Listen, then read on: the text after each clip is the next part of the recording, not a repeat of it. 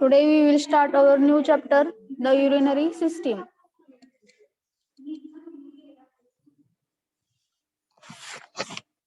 In that, first we have to see the introduction.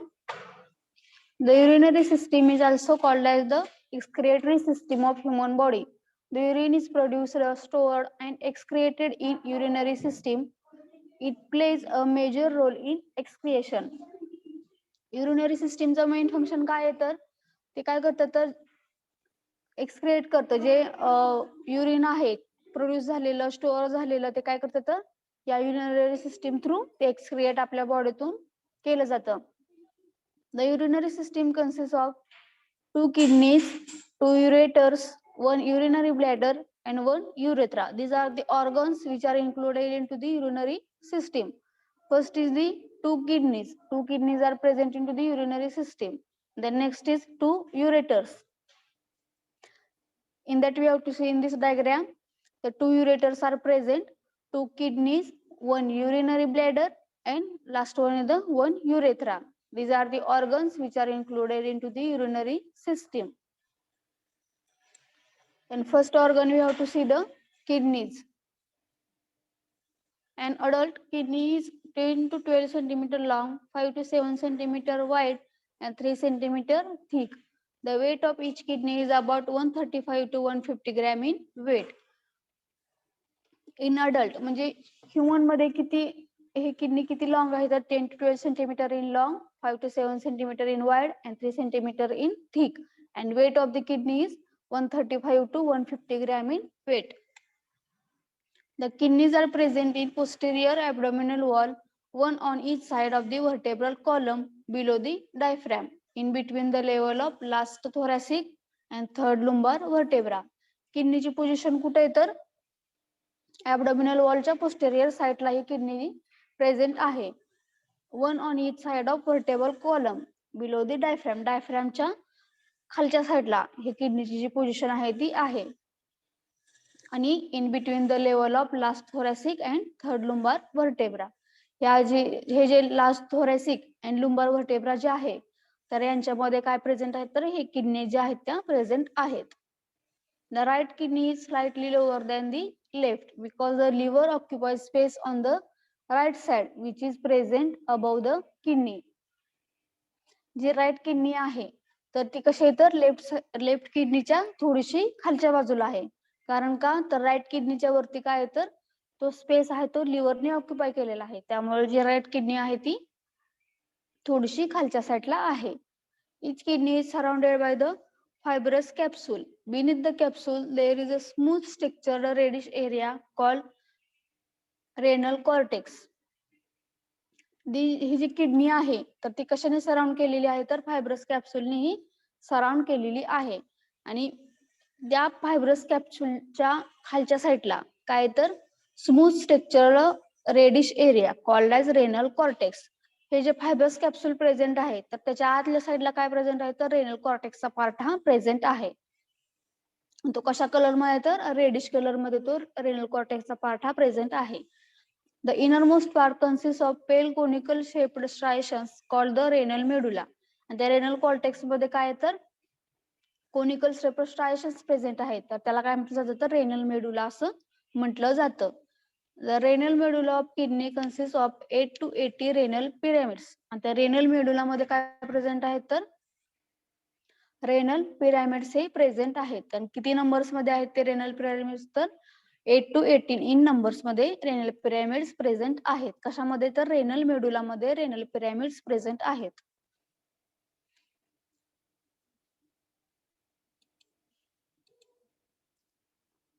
The base of each pyramid is towards the renal cortex and its apex is towards the renal hilum called the renal papilla. आणि जे हे pyramids आहेत त्याचे base कोणत्या बाजूला आहेत तर renal कॉर्टेक्सच्या बाजूला हे रेनल पिरॅमिडचा बेस आहे. आणि apex is towards the renal hilum. Apex म्हणजे काय तर वरची साईड जी आहे तर ती कोणत्या बाजूला आहे तर रेनल हायलमच्या बाजूला आहे. त्यालाच काय म्हटलं जातं रेनल पॅपिला असं म्हटलं जातं. Urine formed into the kidney passes through the renal papilla into the minor calyces and then into major calyces. जे युरिन किडनी मध्ये फॉर्म झालेला आहे म्हणजे प्रोड्यूस झालेला आहे तर ते कुठं पास होतं तर रेनल पॅपिला मधून मायनर कॅलायसिस मधून ते नंतर मेजर कॅलायसिस मध्ये जे युरिन फॉर्म झालेलं आहे ते पास होतं. From the major calyces urine flows into single large cavity called renal pelvis and then into the ureter. नंतर ते मेजर कॅलायसिस मध्ये जे युरिन पास झालेलं आहे तर ते कुठं फ्लो होतं तर लार्ज कॅव्हिटी मध्ये. लार्ज कॅव्हिटी कोणतीच तर रेनल पेल्विसचे जे लार्ज कॅव्हिटी आहे तिथं ते मेजर कॅलायसिस मधून पास होतं आणि रेनल पेल्विस मधून ते नंतर कुठं पास होतं तर युरेटर मध्ये पास होतं. आणि युरेटर्स किती नंबर्स मध्ये प्रेझेंट आहेत तर 2 इन नंबर्स मध्ये युरेटर्स प्रेझेंट आहेत. त्या युरेटर मध्ये ते युरिन जे फॉर्म झालेलं आहे ते त्याच्यामध्ये पास होतं.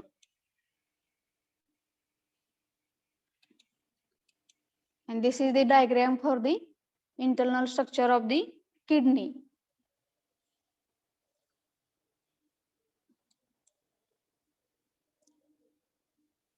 Second is microscopic structure of kidney. Each kidney is composed of about 1 million nephrons, which are functional units of kidney. ह्या ज्या किडनी मध्ये किती नंबर्स मध्ये नेफ्रॉन्स प्रेझेंट आहेत तर 1 मिलियन मध्ये नेफ्रॉन्स हे प्रेझेंट आहेत. आणि जी पूर्ण किडनी फॉर्म झालेली आहे ती नेफ्रॉन्समुळेच फॉर्मेशन त्या किडनीचं झालेलं आहे. Nephron consist of 2 parts. First is the renal corpuscle and second is the renal tubule. These two parts are included into the nephron and nephrons are present into the kidney and each kidney 1 million nephrons are present.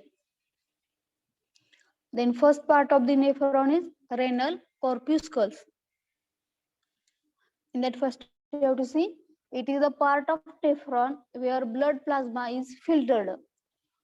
Renal corpuscles मध्ये काय होतं तर blood plasma जे आहेत त्यांचं filtration ह्या renal कॉर्प्युस्कल मध्ये होतं. आणि ह्या रेनल कॉर्प्युस्कल्स मध्ये परत काय पार्ट आहेत तर first part is glomerulus. It is nothing but the network of the capillaries.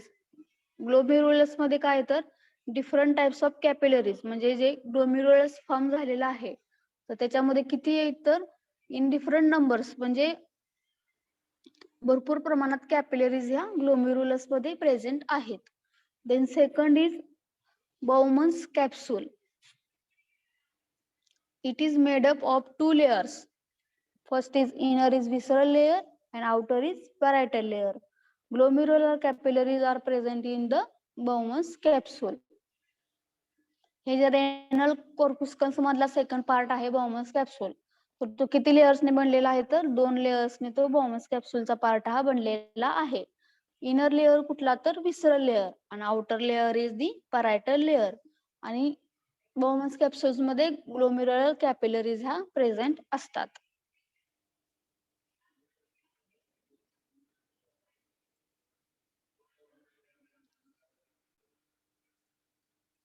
Then next part is renal tubule. First कोणता झाला तर रेनल कॉर्प्युस्कल हा फर्स्ट पार्ट झाला नेफ्रॉनचा आणि सेकंड पार्ट कोणता तर रेनल ट्यूब्यूल हा नेफ्रॉनचा सेकंड पार्ट आहे. The filtered fluid from the glomerulus capsule enters into the renal tubule. जे फिल्टर झालेलं आहे ग्लोमेरुलस कॅप्सूल मध्ये जे फ्लूइड फिल्टर झालेलं आहे तर ते कुठे येतं तर रेनल ट्यूब्यूल मध्ये नंतर एंटर करतं. त्यानंतर काय तर renal tubule consist of first is proximal convoluted tubules, second is loop of Henle and third is the distal convoluting tubules. हे जे रेनल ट्यूब्यूल्स आहे त्याच्यामध्ये कोणकोणते 3 पार्ट्स आहेत तर first is proximal convoluting tubule, second is loop of Henle and third is distal convoluting tubule. These are the 3 parts which are included into the renal tubule. The distal convoluted tubules of many nephrons opens into the collecting duct. हे जे distal कॉन्व्होल्युटिंग tubules आहेत ते कुठे open होते तर collecting duct मध्ये ते open होते. Collecting duct then unite to form a large papillary ducts which open into the minor calyces. आणि जे कलेक्टिंग डक्ट आहेत ते पुन्हा परत एकत्र येऊन नंतर त्यांचं काय फॉर्मेशन होतं तर पॅपिलरी डक्ट्स मध्ये त्याचं फॉर्मेशन होतं. आणि पॅपिलरी डक्ट्स जे आहेत तर त्या कुठं ओपन होते तर मायनर कॅलायसिस मध्ये ओपन होते. इथं आपण सुरुवातीला बघितलं बघा,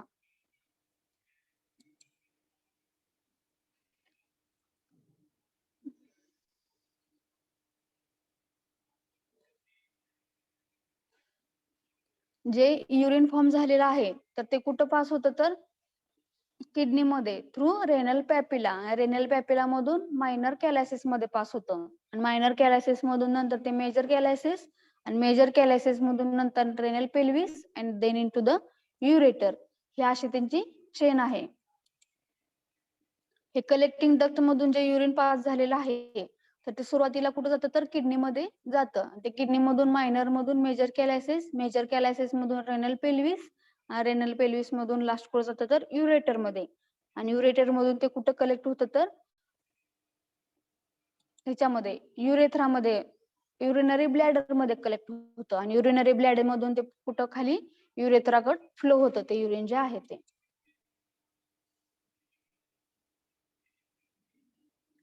स्ट्रक्चर समजले का सगळ्यांना इथपर्यंत?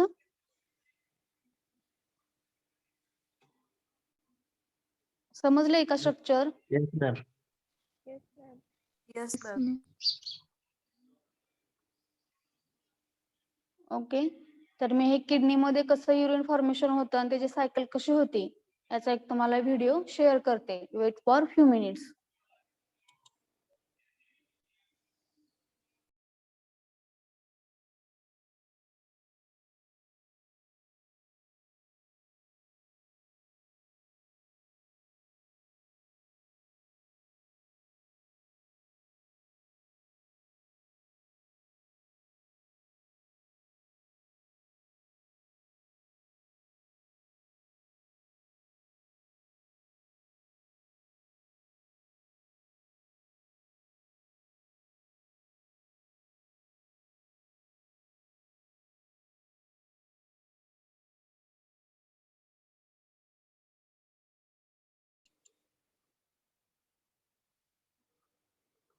The next point we have to see the functions of kidney. First is the regulation of electrolyte balance. In that includes the kidney helps to regulate level of various ions in blood.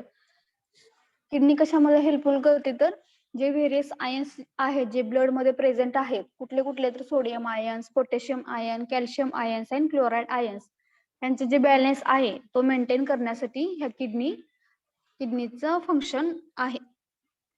Then second is regulation of pH of the blood.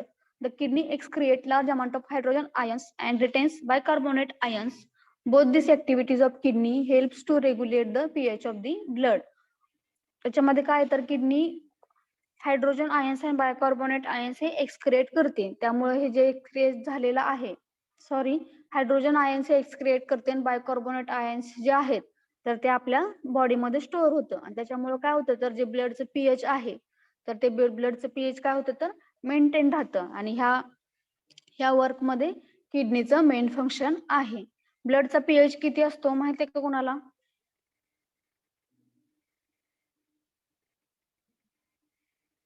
किती असतो?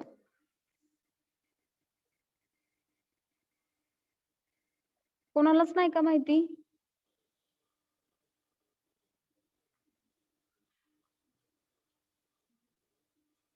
I am audible to all? Yes, ma'am. Okay. किती असतो ब्लडचा pH? pH of the blood is 7.4. 7.30. Then third function of the kidney is blood volume regulation. Kidneys are excreting water in urine, so it helps to regulate the blood volume.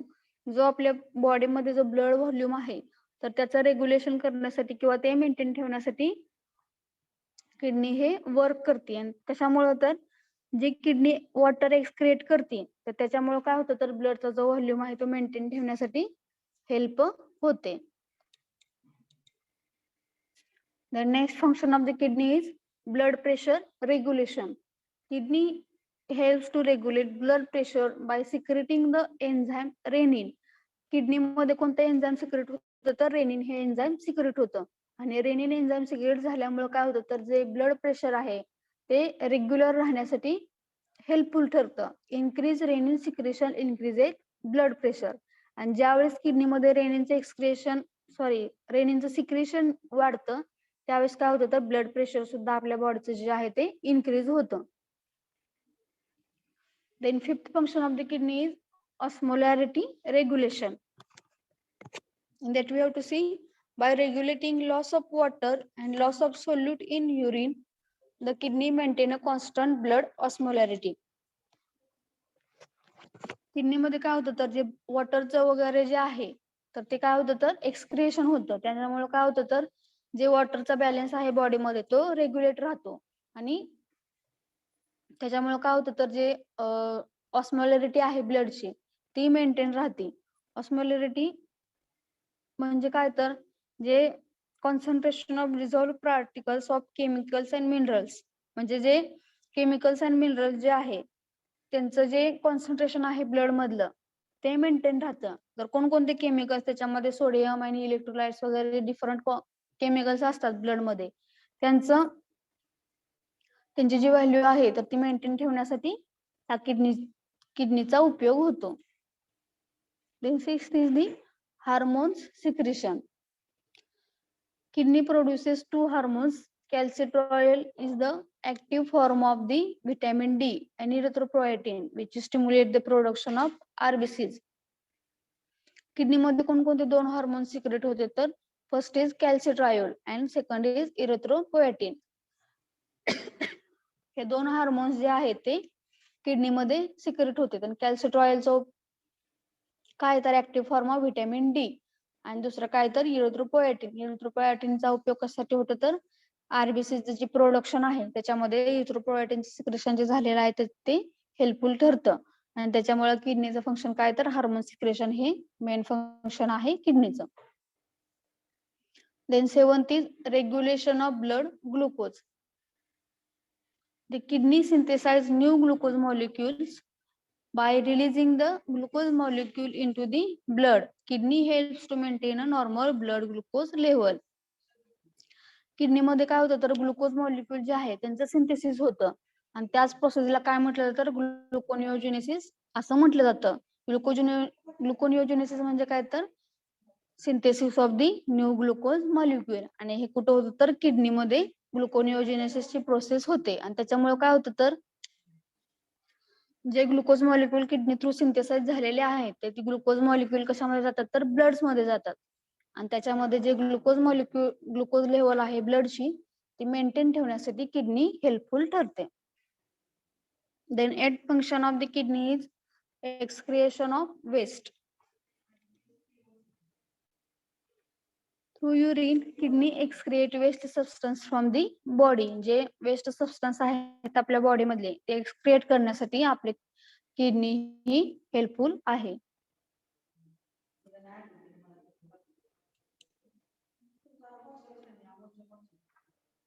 Then organ of the urinary system is ureter. The ureter are 25 to 30 centimeter long with diameter vary from 1 mm to 10 mm. ह्या युरेटरची length किती आहे तर 25 to 30 centimetre in long आणि diameter किती आहे तर 1 millimeter to 10 millimeter in diameter. It connects the renal pelvis and the urinary bladder. जो युरेटरचा जो पार्ट आहे तर तो कोणत्या दोन पार्ट्सला कनेक्ट करतो तर रेनल पेल्विसला आणि युरिनरी ब्लॅडरला. जो युरेटर आहे तर तो दोन पार्ट्सला कनेक्ट करतो. Urine passes from the ureter to urinary bladder due to peristalsis contraction of muscular walls of the uterus. आणि जे युरेटर मधून जे युरिन पास होतं तर ते कशामुळे पास होतं तर जे वॉल्स आहेत युरेटरच्या तिथं काय होतं तर पेरिस्टालिसिस कॉन्ट्रॅक्शनची प्रोसेस होते आणि त्याच्यामुळे काय होतं तर जे युरेटर मध्ये युरिन आहे ते पुढं पास होतं. कशामध्ये जातं ते युरेटर नंतर ते युरिनरी ब्लॅडर मध्ये ते युरिन आहे ते पास होतं.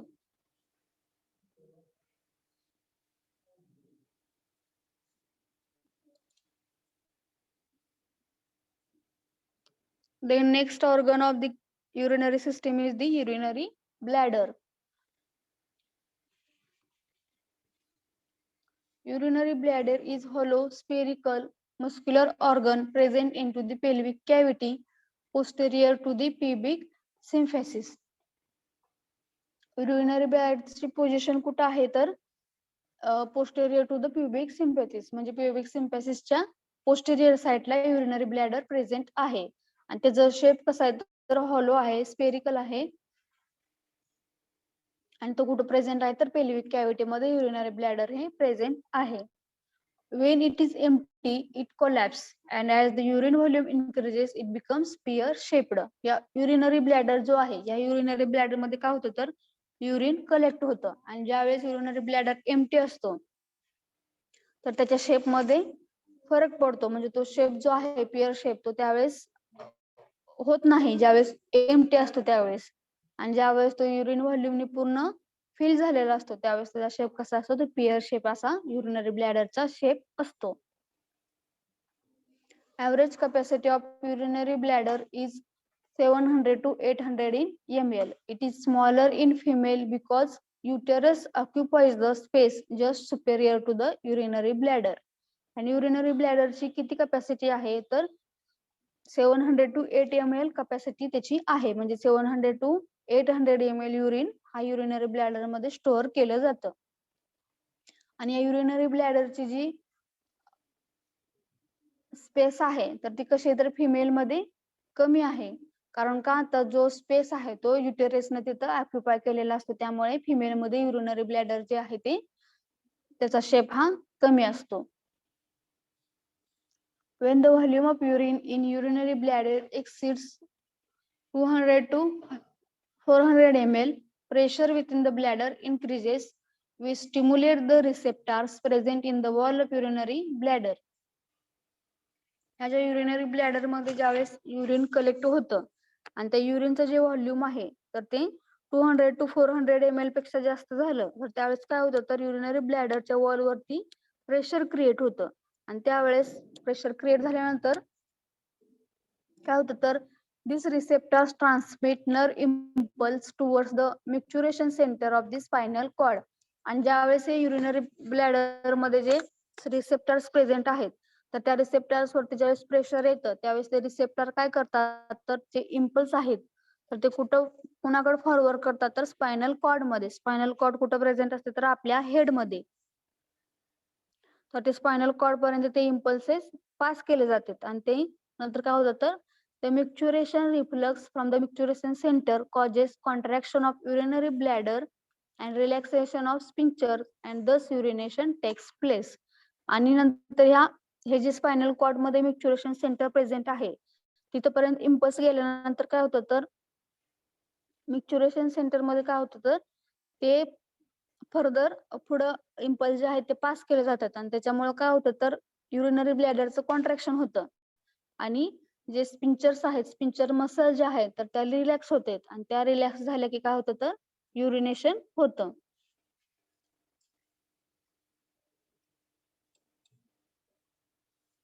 The last organ of the urinary system is the urethra. The urethra is small tube leading from floor of the urinary bladder to the excretory of the body. It is passageway for discharging urine from the body. युरेथ्राचा organ काय आहे तर ह्या युरेथ्रामध्ये काय होतं तर urinary bladder मधून जे युरिनेशन झालेलं असतं तर ते युरिनेशन झालेलं आहे ते युरेथ्रा मधून काय होतं तर बॉडी मधून एक्सक्रिएट केलं जातं.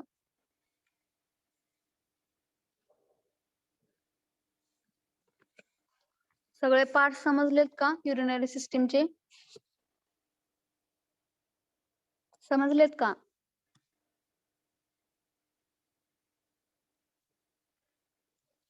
कोणकोणते पार्ट प्रेझेंट आहेत युरिनरी सिस्टीम मध्ये? कोणकोणते आहेत? Kidney, urethra, bladder.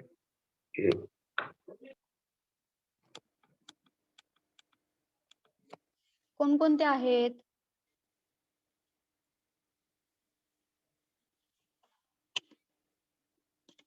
First is the 2 kidneys. Second is 2 ureters. Then third is urinary bladder, and finally is the urethra. These are the organs which are present into the urinary system. समजले ना सगळ्यांना? Yes, ma'am. Yes, ma'am.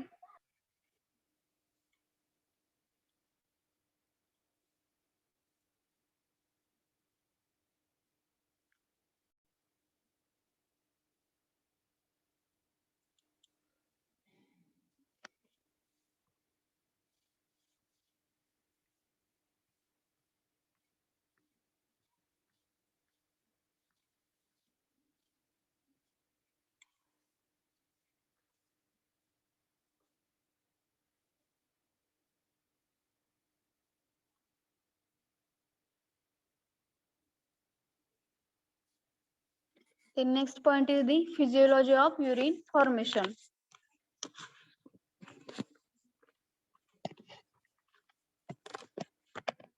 In that we have to see the urine formation occurs in 3 stages. First is glomerular filtration, second is tubular reabsorption, and third is the tubular secretion.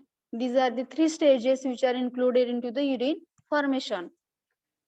First is we have to see the glomerular filtration stage. It is the first stage of urine production. Water and other small molecules passes through the wall of glomerular capillaries into the glomerular capsule and then into the renal tubule. Glomerular filtration काय तर ही first stage आहे urine production साठी. त्याच्यामध्ये काय होतं तर water आणि other small molecule जे आहेत ते कुठं पास होते तर ग्लोमेरुलर कॅपिलरीजच्या वॉल मधून ते पास होते. आणि ग्लोमेरुलर कॅपिलरीज नंतर ते कुठं पास होते तर ग्लोमेरुलर कॅप्सूल्स मध्ये. ग्लोमेरुलर कॅप्सूल्स मध्ये फर्दर ते कुठं पास होते तर रेनल ट्युब्यूल मध्ये. रेनल ट्युब्यूल मध्ये ते कलेक्ट होतात. The fluid which enters into the glomerular capsule is called as the glomerular filtrate, and the volume of the filtrate formed by both kidneys per minute is called as the glomerular filtration rate. जे fluid glomerular capsules मध्ये सुरुवातीला enter होतं तर त्याला काय म्हटलं जातं तर त्या फ्लुइडला ग्लोमेरुलर फिल्ट्रेट असं म्हटलं जातं. आणि जेवढं व्हॉल्यूम ग्लोमेरुलर कॅप्सूल मध्ये फिल्ट्रेट केलं जातं तर त्याला काय म्हटलं जातं ग्लोमेरुलर फिल्ट्रेशन रेट असं म्हटलं जातं. म्हणजे ज्यावेळेस ते ग्लोमेरुलर कॅप्सूल्स मध्ये फ्लुइड आलेलं असतं तर त्यावेळेस काय केलं जातं तर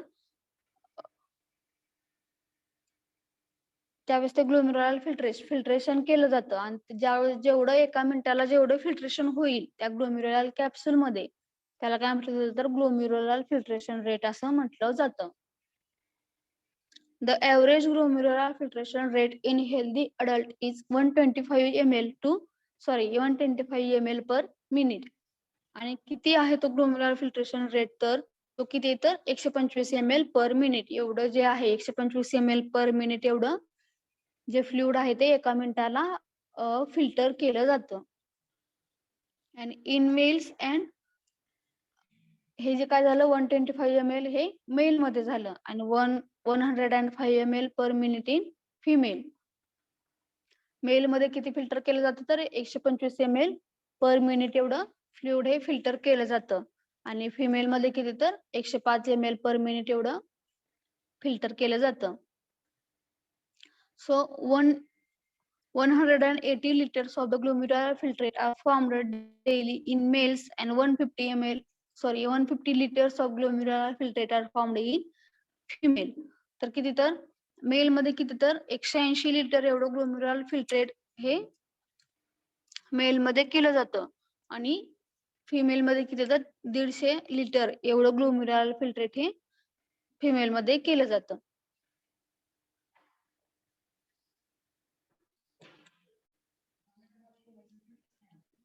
The second stage of the urine formation is tubular reabsorption.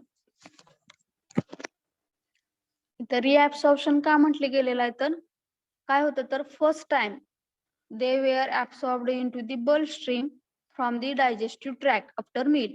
ज्यावेळेस आपण reabsorption हे का म्हटलं गेलेलं आहे तर सुरुवातीला आधी ते जे फ्लुइड आहे तर ते कुठं फिल्टर केलं जातं तर म्हणजे कुठे ऍब्सॉर्ब केलं जातं तर डायजेस्टिव्ह ट्रॅक मध्ये सुरुवातीला ते ऍब्सॉर्ब केलं जातं. त्यामुळे इथं रिऍब्सॉर्प्शन असं म्हटलं आहे. म्हणजे ज्यावेळेस आधी सुरुवातीला कुठं तर डायजेस्टिव्ह ट्रॅक मध्ये ते ऍब्सॉर्ब केलं जातं आणि सेकंड कुठं जातं तर ट्युब्युलर पार्ट मध्ये त्या फ्लुइडचं ऍब्सॉर्प्शन होतं, त्यामुळे हे तर ट्युब्युलर रिऍब्सॉर्प्शन असं म्हटलेलं आहे. Reabsorption means the return of substance to the blood stream. Normally, about 99% of glomerular filtrate is reabsorbed. Reabsorption म्हणजे काय तर पुन्हा ते जे फ्लुइड आहे ते ब्लड स्ट्रीम मध्ये येतं आणि पुन्हा रिॲब्सॉर्ब होतं, त्यामुळे त्याला रिॲब्सॉर्प्शन असं म्हटलं गेलेलं आहे. आणि जे ग्लोमेरुलर फिल्ट्रेट आहे तर ते 99% हे रिॲब्सॉर्ब केलं जातं. This takes place at the renal tubules and collecting duct, but more at the site of proximal convoluting tubules. हे जे रिॲब्सॉर्प्शन आहे तर ते कुठं होतं तर रेनल ट्युब्युल्स मध्ये आणि कलेक्टिंग डक्ट्स मध्ये त्या फ्लुइडचं रिॲब्सॉर्प्शन केलं जातं. आणि प्रॉक्सिमल कॉन्व्होल्युटिंग ट्युब्युल्स याच्यामध्ये सुद्धा त्या फ्लुइडचं रिॲब्सॉर्प्शन होतं. Solute that are reabsorbed by this process include glucose, amino acids, ions like sodium, potassium, calcium and chloride ions. तर ह्याच्यामध्ये जे रेनल ट्युब्युल्स मध्ये, कलेक्टिंग डक्ट्स मध्ये किंवा प्रॉक्सिमल कॉन्व्होल्युटिंग ट्युब्युल्स मध्ये जे रिॲब्सॉर्ब केलं जातं त्याच्यामध्ये काय रिॲब्सॉर्ब केलं जातं तर glucose, amino acids, ions, sodium, potassium, calcium and chloride ions हे रिॲब्सॉर्ब केले जातात. As 99% of glomerular filtrate returns to the bloodstream via tubular reabsorption. So only 1 to 2 liters are excreted from the body as in urine. आता glomerular filtration rate किती असतो तर mail मध्ये 125 ml per minute किंवा आणि 105 ml per minute in female असा glomerular filtration rate असतो. परंतु किती काय होतं तर त्यातलं 99% हे पुन्हा रिॲब्सॉर्ब केलं जातं आपल्या बॉडीमध्ये आणि जे उरलेलं जे आहे 1 to 2 लिटर्स हे काय केलं जातं बॉडी थ्रू म्हणजे युरिन हे एक्सक्रिएट केलं जातं.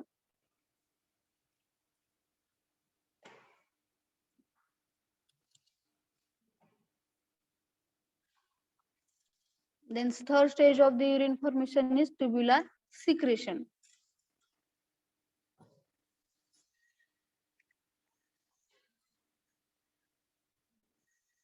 Tubular secretion means that we have to see substance which are not required for the body and foreign materials which are present into the body are secreted in the convoluted tubules and excreted from the body.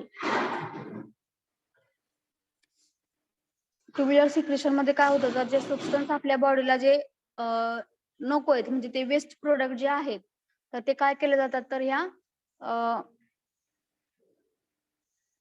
जे कॉन्व्होल्युटिंग tubules मध्ये आहे ते secret केले जातात आणि secret करून नंतर पुढे काय केलं जातं तर ते बॉडी मधून एक्सक्रिएट केले जातात. त्याला काय म्हटलं जातं ट्युब्युलर सिक्रेशन असं म्हटलं जातं. त्याच्यामध्ये एक्झाम्पल काय तर drugs like penicillin and aspirin may not be cleared from the body by filtration because of the short time it remains in the glomerulus. These are excreted from the body by tubular secretion. ह्या ज्या tablets आहेत penicillin किंवा ऍस्पिरिन ज्या आहेत त्या glomerulus मध्ये किती थोड्याच वेळ ह्या तिथं स्टोअर होते ग्लोमेरुलस मध्ये, त्यामुळे तिथे फिल्ट्रेशन जास्त प्रमाणात होत नाही आणि त्याच्यामुळे काय होतं त्याच्या ट्युब्युलर सिक्रेशन मध्ये आल्यानंतर त्यांचं परत सिक्रेशन होतं आणि ट्युब्युलर सिक्रेशन मधून ते फर्दर काय केलं जातं तर नंतर ते बॉडी थ्रू एक्सक्रिएट केलं जातं. Also, the tubular secretion of hydrogen ion is more important in maintaining the normal blood pH. आणि tubular secretion मध्ये काय असतं तर जे हायड्रोजन आयन्स असते तर ते ब्लड स्ट्रीम मध्ये मिक्स होते आणि त्याच्यामुळे काय होतं तर ब्लडचा जो पीएच आहे तो मेंटेन ठेवण्यासाठी मदत होते.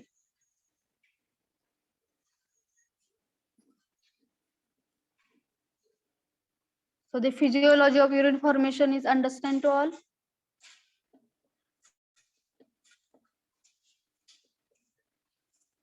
Understand or not? Yes, ma'am. In that include 3 stages. First is glomerular filtration, second is tubular reabsorption, and third is the tubular secretion. These are the 3 stages which are included into the urine formation.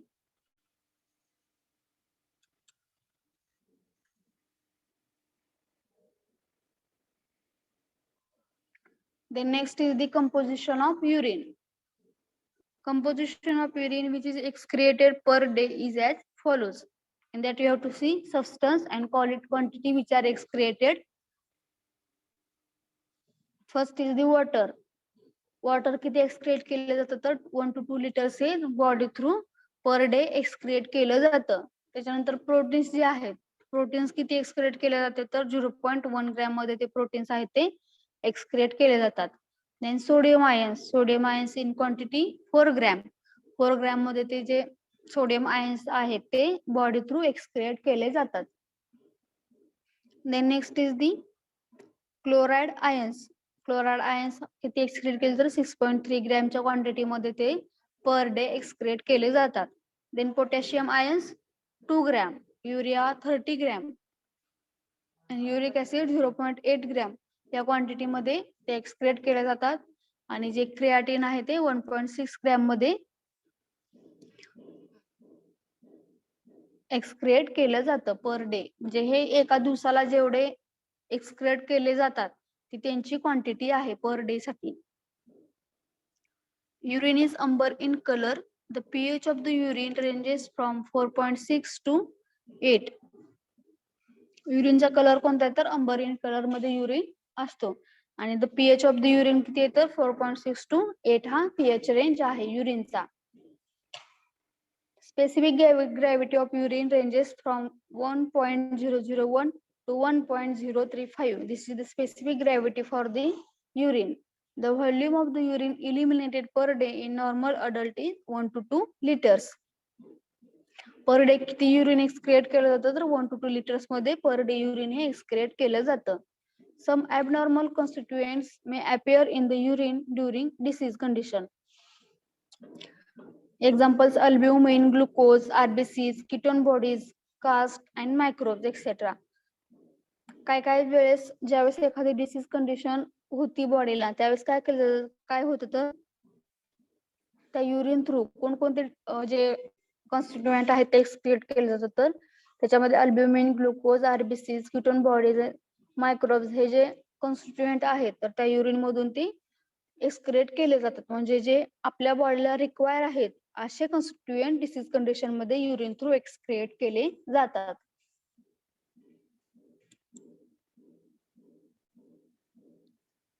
Then pathophysiology of the renal disease.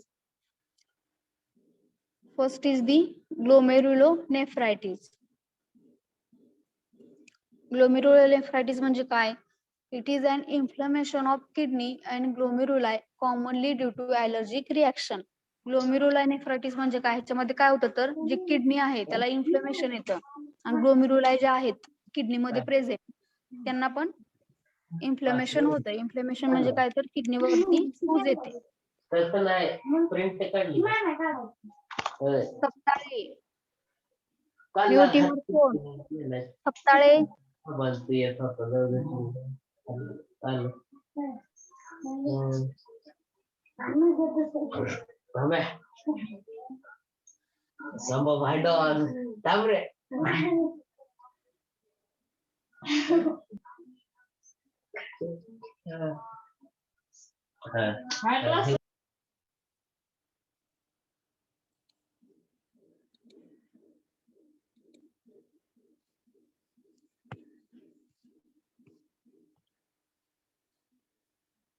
Okay, the pathophysiology of the renal disease. First is the glomerular nephritis.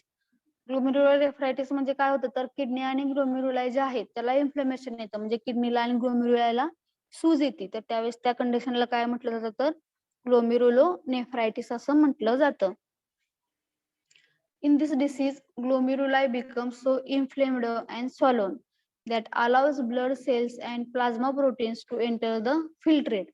Glomeruli मध्ये काय होतं तर glomeruli filtration होतं. म्हणजे जे different जे fluid आहेत तर तिथं ते त्यांचं फिल्ट्रेशन केलं जातं. आणि ज्यावेळेस ग्लोमेरुलायला इन्फ्लेमेशन येतं त्यावेळेस काय होतं जे बॉडीला रिक्वायर्ड जे सबस्टन्स आहेत ते सुद्धा काय होतात तर त्या फिल्ट्रेट मध्ये एंटर होते. आणि त्याच्यामुळे काय होतं तर as a result the urine contains many RBCs and protein. आणि त्यावेळेस ज्यावेळेस डिसीज कंडिशन येते तर त्यावेळेस काय होतं तर युरिन मधून आरबीसीज म्हणजे जे ब्लड वगैरे आहे तर ते काय केलं जातं तर एक्सक्रिएट होतं. ह्या कंडिशनला काय म्हटलं जातं ग्लोमेरुलोनेफ्रायटिस असं म्हटलं जातं. Then second is the nephrotic syndrome. Second disease is the nephrotic syndrome. When glomeruli are damaged, the permeability of the glomerular membrane is increased, which permits protein, mainly albumin, to enter from blood to urine. जे glomeruli आहेत त्यांना damage होतं, काहीतरी त्याचा part जो आहे तो damage होतो, तर त्याच्यामुळे काय होतं तर जे प्रोटीन्स वगैरे आहेत मेनली कोणतं तर अल्ब्युमिन. अल्ब्युमिन कुठं सिक्रेट होतं तर लिव्हर मध्ये सिक्रेट होतं.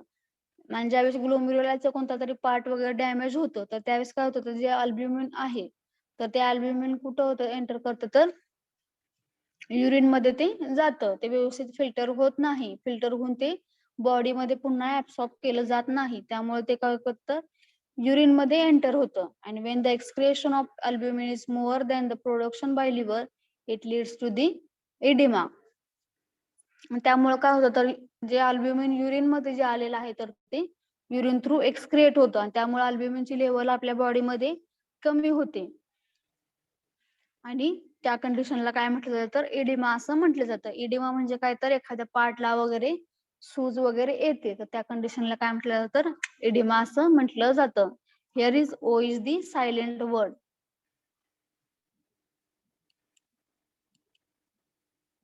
Then third disease is pyelonephritis. It is a serious bacterial infection of the kidney that can be acute or chronic. The most common cause of disease is the backward flow of infected urine.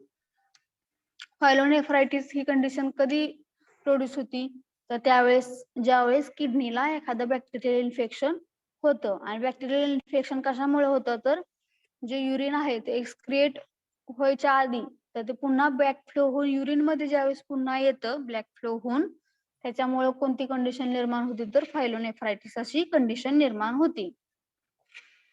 आणि ते पुन्हा काय further काय होतं तर ते एका किडनीकडून दोन्ही पण किडनीला जे इन्फेक्शन आहे ते स्प्रेड होतं.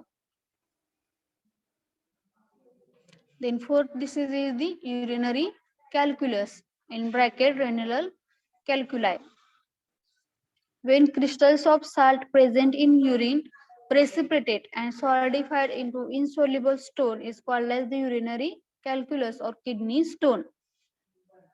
युरिनरी कॅल्क्युलस म्हणजे काय तर काय होतं तर किडनी स्टोन हा फॉर्मेशन होतो. कशामुळे तर जे सालचे जे क्रिस्टल आहेत ते युरिन मध्ये प्रेझेंट आहेत आणि युरिन मध्ये प्रेझेंट असल्यामुळे ते काय होतं तर प्रेसिपिटेट होते म्हणजे ते एकत्र येते सगळे जे साल जे आहेत ते डिफरंट शेप मध्ये वगैरे जे असतात किंवा मायन्यूट पार्टिकल्स वगैरे असतील तर ते युरिन थ्रू एक्सक्रेट होत नाहीत आणि ते तिथं स्टोअर होते आणि स्टोअर झाल्यानंतर काय होतं तर ते साल्ट जे आहेत त्यांचं प्रेसिपिटेशन होतं आणि प्रेसिपिटेशन झाल्यामुळे त्यांचं फर्दर कन्व्हर्जन कशामध्ये होतं तर कॅल्क्युलस किंवा किडनी स्टोन असं त्या प्रेसिपिटेटला म्हटलं जातं.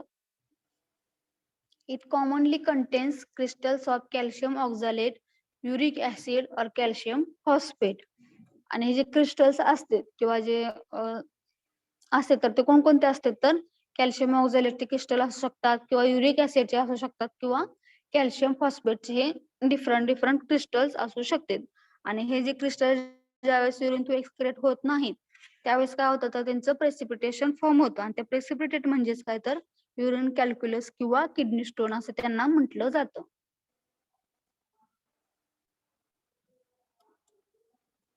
Then last one is the edema. It is the abnormal increase in intestinal fluid volume due to excess filtration or inadequate reabsorption. Edema is detectable in tissue when interstitial fluid volume has increases to 30% or above normal. Oedema मध्ये काय होतं तर जे interstitial fluid आहे interstitial fluid म्हणजेच काय तर fluid found in space around the cell. It helps to bring oxygen and nutrients to the cell. हे इंटरस्टिशियल फ्लुइड कुठं प्रेझेंट असतं तर ज्या सेल्स वगैरे आहेत आपल्या बॉडीमध्ये त्याच्या अराउंड जे फ्लुइड प्रेझेंट असतं तर त्या फ्लुइडला इंटरस्टिशियल फ्लुइड असं म्हटलं जातं. आणि ते फ्लुइड काय हेल्पफुल कशासाठी हेल्पफुल ठरतं तर त्या सेल ज्या आहेत त्यांना ऑक्सिजन किंवा न्यूट्रिएंट्स जे सप्लाय करण्यासाठी ह्या फ्लुइडचा उपयोग होतो. आणि हेच काय होतं तर ह्या इंटरस्टिशियल फ्लुइड मध्ये ॲबनॉर्मल इन्क्रीज इन व्हॉल्यूम, जे इंटरस्टिशियल फ्लुइड जे आहे तर ते काय होतं तर ॲबनॉर्मल इन्क्रीज व्हॉल्यूम, त्याचं व्हॉल्यूम मध्ये इन्क्रीज होतं. तर त्यावेळेस काय होतं तर हे कशामुळे होतं, जे इंटरस्टिशियल फ्लुइडचं व्हॉल्यूम इन्क्रीज कशामुळे होतं तर एक्सेस फिल्ट्रेशन और इनॲड्युकेट रिॲब्सॉर्प्शन. ज्यावेळेस एक्सेस फिल्ट्रेशन होतं फ्लुइडचं, दुसऱ्या जे फ्लुइड आहे तर ज्यावेळेस त्याचं फिल्ट्रेशन एक्सेस होतं म्हणजे जास्त अमाऊंट मध्ये त्याचं फिल्ट्रेशन होतं तर त्यावेळेस काय केलं होतं तर इंटरस्टिशियल फ्लुइड जे आहे तर त्याचा व्हॉल्यूम हा इन्क्रीज होतो. Then causes of the oedema, हे एडिमाचे जे आहे तर ते कशामुळे होतं तर first is the when capillary blood pressure increases that results in more fluid filtered from the capillaries. ज्यावेळेस कॅपिलरी मधलं ब्लड प्रेशर हे इन्क्रीज होतं आणि त्याच्यामुळे काय होतं तर जे फ्लुइड आहे तर ते जास्त प्रमाणात फ्लुइड फिल्टर होतं कॅपिलरीज मधून, त्याच्यामुळे काय तर एडेमाची कंडिशन ही ॲक्वायर होते. Then second is the when permeability of capillaries increases, that increases osmotic pressure of interstitial fluid by allowing some plasma proteins to escape. आणि जी ही कॅपिलरीची परमेबिलिटी जी आहे ती इन्क्रीज होते आणि त्याच्यामुळे काय होतं तर ऑस्मोटिक प्रेशर जे आहे कॅपिलरीज मधलं ते ऑस्मोटिक प्रेशर इन्क्रीज होतं आणि त्याच्यामुळे काय होतं तर जे इंटरस्टिशियल फ्लुइड आहे तर ते काय होतं तर प्लाझ्मा जे प्रोटीन्स आहेत ते इंटरस्टिशियल फ्लुइड मधून प्लाझ्मा प्रोटीन्स जे आहेत ते एस्केप केलं जातं म्हणजे बाहेर टाकले जाते, त्याच्यामुळे काय होतं तर एडिमाची कंडिशन ही तिथं ॲक्वायर होते. Then third cause of this edema is decreased concentration of plasma protein decreases the osmotic pressure of blood which leads to inadequate reabsorption. आणि ज्यावेळेस कॉन्सन्ट्रेशन प्लाझ्मा प्रोटीनचं कॉन्सन्ट्रेशन हे कमी होतं, सुरुवातीला आपण वरच्या पॉइंट मध्ये बघितलं बघा, ज्यावेळेस कॅपिलरीज मधलं प्रेशर हे इन्क्रीज होतं त्यावेळेस प्लाझ्मा प्रोटीन्स जे आहेत ते एस्केप केले जातात म्हणजे बाहेर टाकले जातात आणि त्यामुळे काय होतं तर प्लाझ्मा प्रोटीनचं जे कॉन्सन्ट्रेशन आहे ते कमी होतं आणि प्लाझ्मा प्रोटीनचं कॉन्सन्ट्रेशन कमी झाल्यामुळे ऑस्मोटिक प्रेशर सुद्धा कमी होतं आणि त्याच्यामुळे काय होतं तर जे रिॲब्सॉर्प्शन आहे फ्लुइडचं ते रिॲब्सॉर्प्शन होत नाही आणि त्याच्यामुळं एडिमाची कंडिशन ही डेव्हलप होते.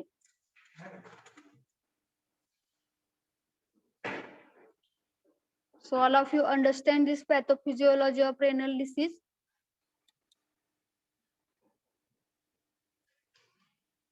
Understand or not? Yes, ma'am.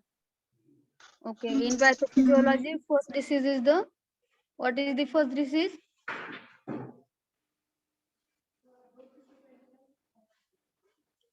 काय आहे?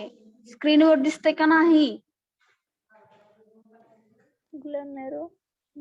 Glomerular Nephritis.